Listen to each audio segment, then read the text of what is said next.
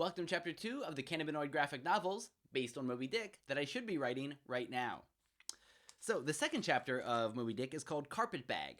So I called my version Messenger Bag, because Ishmael used his carpet bag to go out and hunt the whales. I used my messenger bag to go out and hunt for people to teach me more about the cannabinoids.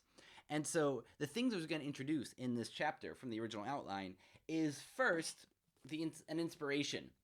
The Seven Sisters of Sleep by Mordecai Cubitt Cook.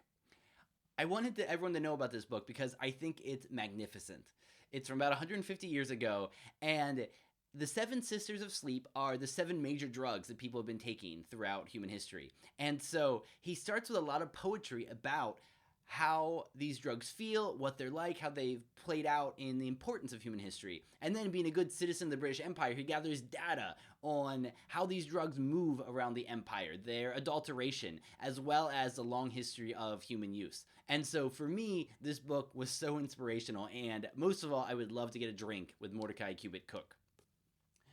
And because this is about cannabis, I wanted to focus on the great hero that everyone knows about, which is Dr. William O'Shaughnessy. He is credited as being the Western doctor who brought knowledge of cannabis to the West, because he was a doctor in India, and not only did he design the telegraph system of India, which is interesting, he also listened to the doctors of India about how they use cannabis, and he learned from them, and he listened to his patients, and came back and started writing about cannabis with wisdom that is as solid today and helpful as anything you're reading that's current. He talked about the importance of starting low and going slow, about how helpful it is for pain and convulsions, and from Dr. William O'Shaughnessy's work, other doctors in England started to get curious, and then it spread to the US and led to cannabis becoming a fixture, as we'll see, in every corner drugstore.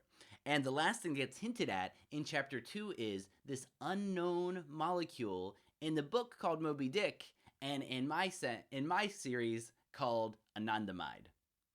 Stay tuned for Chapter 3.